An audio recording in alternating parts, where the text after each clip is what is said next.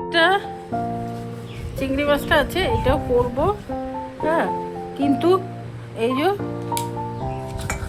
সর্ষে, পোস্ত, জিরে, লঙ্কা একসাথে করে বেটে চিংড়ি মাছটা মাখা মাখা করে ভাত চিংড়ি করব।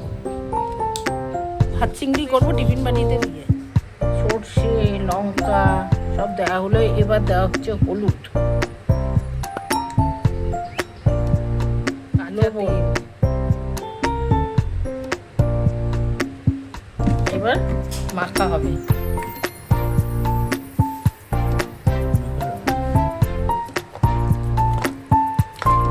মেখে এই বাটির মধ্যে বসিয়ে গরম জলে বসাবো। এবার গ্যাসে গরম জলটা বসাই, কড়াই একটু চিনিও দিয়ে দিলাম, তাহলে স্বাদটা ভালো হবে।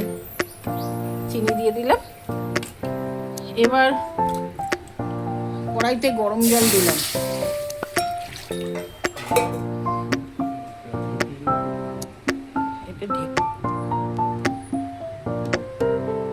এবার এর উপরে দিচ্ছি, তাহলে এইটা হলো। এবার তৈরি হোক, তবে দেখাচ্ছি। ভাপা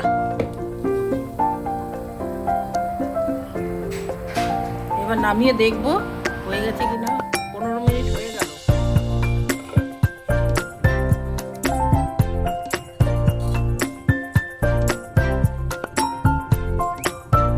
হয়ে গেছে বোধহয়,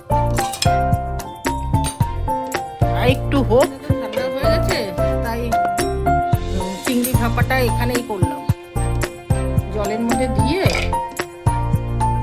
হয়ে গেছে চিংড়ি ভাপা। ব্যাস হয়ে গেছে। সাবস্ক্রাইব করবেন, ইউটিউবে সাবস্ক্রাইব করবেন।